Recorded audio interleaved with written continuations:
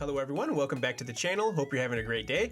We are back with some more Frieren Beyond Journey's End. Only one episode this time, episode 25. Last episode, everyone in one way or another wrapped up their battles with their replicas, except for Verbal's team. And Verbal mentioned that in a battle of just pure mana, that Era would actually defeat him and Sharf, which makes sense because I guess that's why Fern thought that she was the strongest of the group whenever her and Era were battling. Era mentioned that her grandfather was actually a first-class mage, so maybe she trained with him and that's why she was more capable, at least in that department. And I wonder, since there's not that many first-class mages, although there was more than I thought, I think it was 65 or something out of, all the mages that have been certified. I wonder if we'll ever meet him because, there isn't that too large of an amount, so we'll see. And Verbal is just super confident in his abilities, so he was enjoying every minute of this replica battle, so we'll see if that wraps up during this next episode. Fern got to find some passion for dungeon crawling after finding the Unified Dynasty mural in that secret room that Frieren found. And for a moment, the roles were kind of reversed between Frieren and Fern, where it was actually Frieren this time getting to enjoy, Fern finding happiness and finding something like this. So, just more evidence that she'll probably end up picking, that Fern will end up loving, going through these dungeons later on. And based off that mural, which kind of had the king next to angels and unicorns and, basically holy creatures and humans, I'm wondering if the king had ever actually made it to Aurelia, and if that's the case, then maybe once they complete this dungeon, once they defeat the replica of Frieren and they make it through and pass this test, maybe they'll find something useful for their journey moving forward here. Later on, Matoda's hypnosis and restraint magic has no effect on Frieren. Her spiritual pressure is just too high. Well, the only effect it had was Frieren enjoying the hug. And even if it would have affected her in a different way, it still wouldn't have mattered because these replicas don't have a, quote unquote mind for you to restrain, or at least maybe that's more specific to the hypnosis magic. Adel unfortunately found that out last episode with the Zenza replica. And yeah, with all that being said, let's go and hop into the next episode and see how things shape up. Behind this door is a great beast. The replica does have a mind. We'll find Adel, escort her here, and use hypnosis magic. Then she'll move into combat and kill me. Perfect. That's a little callous. Okay, so at this point they don't know, which makes sense because the other party is the one that found that out. Mr. Dunst. Did the bald guy he was traveling with meet his unfortunate fate? They were attacked by Zenza's replica, and she took herself out of the competition. And Mr. Bly? Ah, I was hoping he'd say he was live. I made it this far because he put himself between the monster and me. I can only hope He went out like a good man, though. Oh, he might not be dead.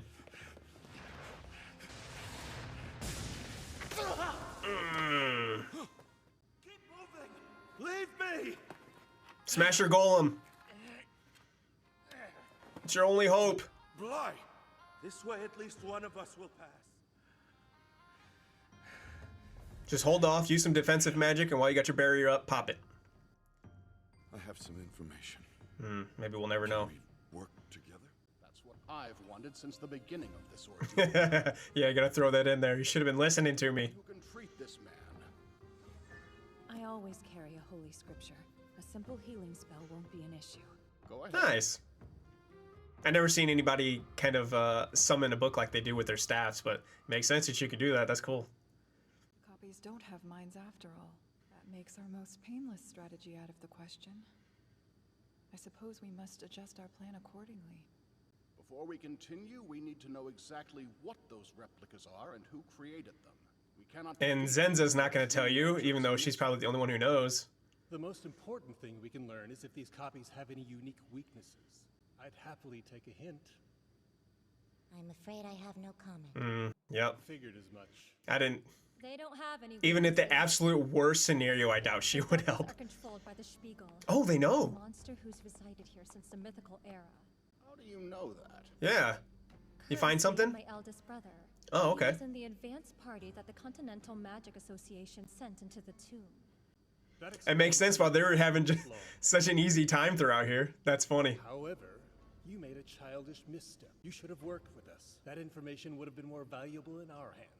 I can't say you felt very approachable to us at the time. Yeah, earlier on. Right in before we had the chance to team up. I don't trust a middle-aged egoist like you not to abandon your allies. But what about Dakin? He's trustworthy. Motives. She really doesn't like you, huh? While middle age Well, he did try to kill him. the There's something about having it thrown in your face that stings. Don't you think you should apologize to him? I'm very sorry, Pops. At least he finds some humor in that. According to the advance party's observation report, the Spiegel is close. It's locked in the treasure room, just on the other side of that hall. Once we defeat it, all the replicas will cease to be.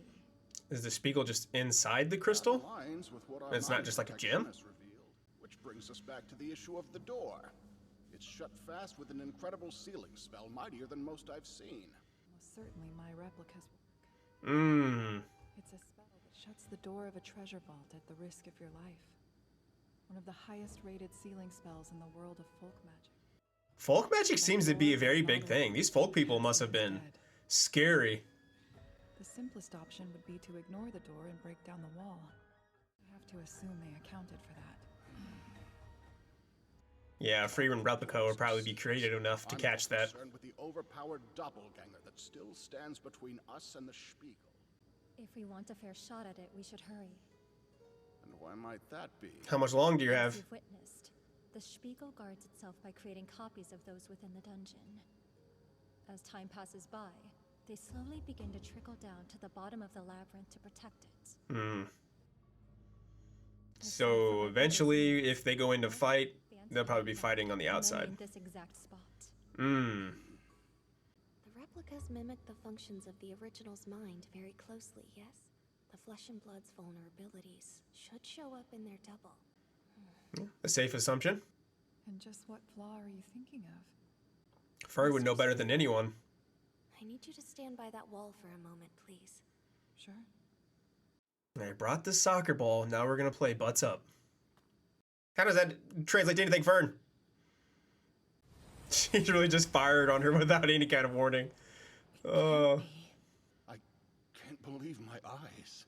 Did everyone notice? What are we looking at? No clue. I didn't think it existed. This is Frieren's fatal vulnerability. Just like that? She let this slip past me when we battled before. Every time that she casts a spell, her mana detection is interrupted for a fraction of a second.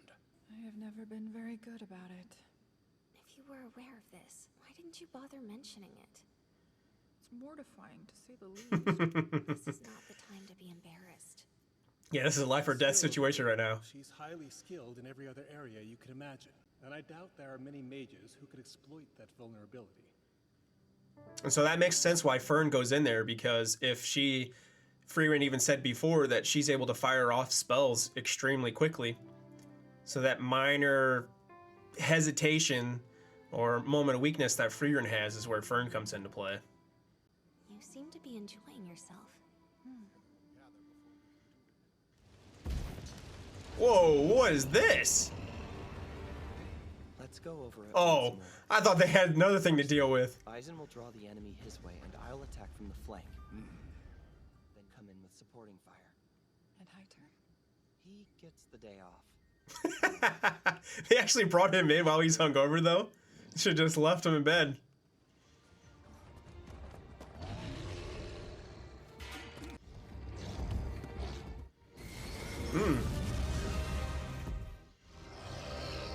Knocked him over.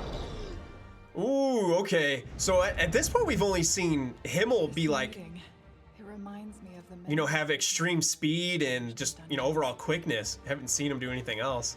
And that's just a small glimpse, but still nice.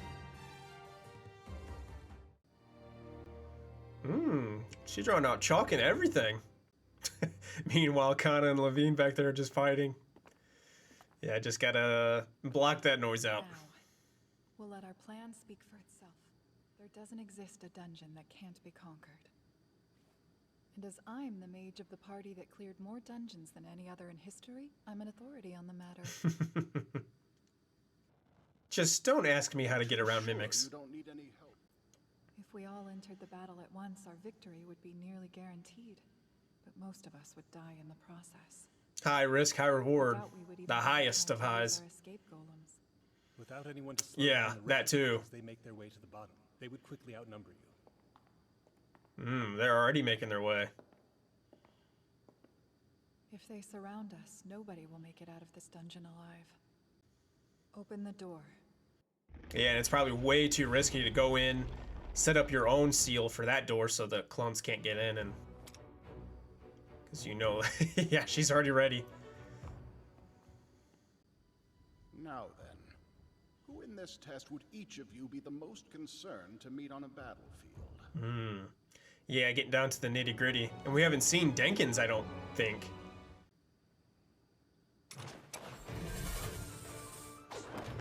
Jude the Rajim. Even the spells sound awesome. It's been too long since I've seen this fight, so I'm pumped. It's behaving just like Mistress Frieren predicted. Even the spell design and like coloring is so sick. Same exact movements. Full Zanbel. Gosh, yeah, just the design is just insane. My double would be on the lookout for Fern, who took that opportunity to hide. But its hands are full dealing with the equally matched opponent before it. We can't afford to think about Fern. Look at these spells. After all, Ooh, just no right one in our knows better than face. I do how frightening I can be.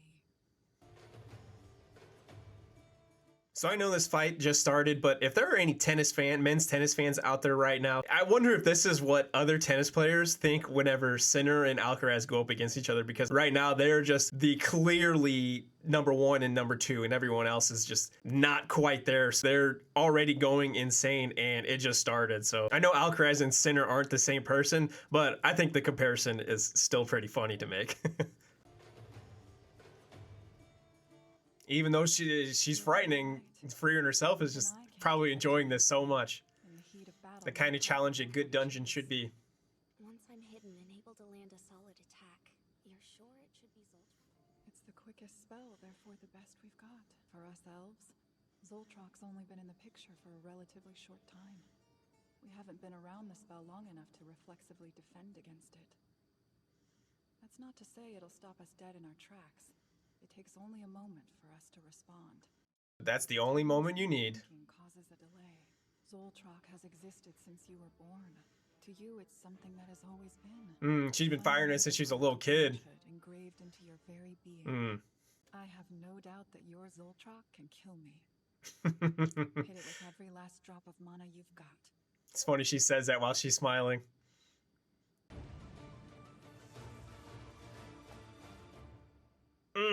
Come on. Oh, I like a flashback with Zeria, though. Frieren. I was under the impression that you didn't like me. The feeling's mutual Surprised to see then. you in this place. The reason I'm here is to deliver my master's will. So she's already dead then. Of course. So Flamma has died. You're not sad? I only trained the girl on a whim. Yeah, she couldn't care less, it seems like. What does it say? The Emperor has authorized nationwide magical research at the advice of Flamma. Until very recently, human societies have written magic off as the stuff of demons. So Therefore, she is the whole studying reason that humans even forbidden. really Flamma encouraged him to change that. not started, but were able to like She'd been openly training a practice. newly established unit she calls the Imperial Mages. You're welcome, Dinkin. And it says right here that she wants me to take it over for her. What a greedy woman she was. Receiving authorization to study magic is an enormous feat. She has filled the largest empire with a hunger. They want to study magic and even adopt the craft for military use. Of course. The neighboring nations are sure to respond. In a few short decades, magic will spread throughout the continent. Those neighboring nations are tiny in comparison, though. In which magic will be for all. Not long from now, humanity will acquire the strength to fight back against the Demon King and his forces. Impressive. Indeed. However, that is not the future I want. I cannot comply with this final request. I find it displeasing. Yeah, you gotta change your mind, though. I mean, obviously An something era in happens. which anyone can use magic. I refuse to teach anyone who lacks talent. Flamma and I never could understand each other. The one student I trained on a whim. She predicted this. Here's My master a warned second me that he request. would probably get upset and tear her will to pieces. But she wanted me to deliver this regardless. She said her dream came true. Well, I'm going to leave now. I doubt we'll ever meet again. You both lived so long. How could you even say that? Before you go, let's take a walk. Look at the two of us. We have all the time in the Yeah, exactly. An era in which anyone can use magic. She had quite the dream, huh? When she first pondered the idea, she wasn't considering security or self-defense. That little Flamma. Did she ever tell you what her favorite spell was? The flowers? One that created a field of flowers. It was useless at best and foolish at worst. Unless you're Sharf. She loved magic with the whole of her being. She genuinely wanted everyone in the world to experience it. I found that repulsive. Yeah, I can It see why sounded they like were a so fanciful conflicted. dream of a child. But no, it lasted all her years. I remember the first time she described this lofty aspiration. She was a girl, small in stature, great in spirit. I like how we're in the present and the past at the same time. To be honest, Very well I didn't done. think she would live to see such an era. I never would have guessed she'd bring it on herself. When I looked at her, I saw a life so short it was practically nothing. Yet in her time, she founded humanity's magic. Yeah, look at all she did in her small amount of She time. made decisions more quickly than carefully. Like she was always hurrying along to the next thing. Yeah, but was that really the case, or is that just an elf's perspective? Maybe it was like They exist a good much amount of time for a closer human. than we do. Throughout our lives, we're all faced with a series of important decisions. Humans cannot afford to delay them. We can ignore our decisions for a millennium if we so choose. We hardly have Chris. lifespans. They're more like eternities. It took humanity countless centuries and seas of sweat and blood to build the civilization they have now. From this point forward, their progress will only accelerate. Mm-hmm. A mere 1,000 years. That is when the era of humans will arrive. So Flamma wasn't the only one who was good at predicting things. They will surely overtake us. So don't neglect your training, Frieren. For if anyone cuts your long life short, it will be the Demon King himself, or it will be a human mage. She's holding like humans to the standards of demons. That's scary. It's me, Zeria. The entire world of magic and mages is about to be born in me. Jumping right into the music then. Okay.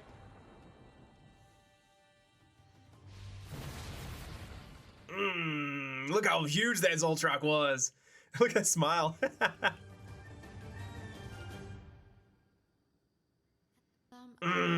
Gosh, I want to watch the next episode so bad, but I don't have enough time. And that's a wrap for this episode, and unfortunately, not everybody from Adel's group was able to make it out alive, but we were still able to get some information from Dunst and Levine before the attack party went in, and their plan basically fell to pieces because, you know, the replica doesn't have a mind. As if that wasn't already bad enough, now they have to do it before all the other replicas come down and ruin the party, physically, metaphorically, rhetorically, and every other way. The battle starts, and since there's no puppet armor down here, they can get as flashy as they want. You know, let the flashy spells commence. Spells so flashy that we actually get a flashback. Okay, I can't be the only one to make that joke. Anyhow, we get to see Flamma's last request, and we also get to see a young Flamma. And the contrast between, you know, young Flamma compared to the other top mages that we know, Zeria, Fern, and Frieren, is just so fun to see. You know, a young Flamma is just super happy-go-lucky, it seems, very energetic, and that's just the complete opposite from the others. And I kind of feel like that flashback, I mean, at least to me, the flashback shows us that aside from demons, pretty much everything that we've experienced within, you know, this Frieren's world can either be traced back to Flamma or Himmel. You know, the current journey we're going on with Frieren right now from Himmel, and really all of the magic, you know, humanity's magic is being traced back to her, and, you know, that's makes up for literally the whole entire continent that we're on, except for, you know, a few pieces that I guess are other countries, I'm not sure. And you could say that Zeria was kind of part of that. Like, it could also be traced back to her, but hers wasn't intentional like Flamma's and Himmel's was. Frieren really had some outstanding people in her life, and the episode ends with one of them being Fern launching that huge Zoltrak. Really wish that I could just jump into that episode right now, but I'll go ahead and wrap up here. So, thank you so much for watching. I really hope you enjoyed the video, and as always, please feel free to like, comment, subscribe, all that good stuff, and I hope to see you in the next one.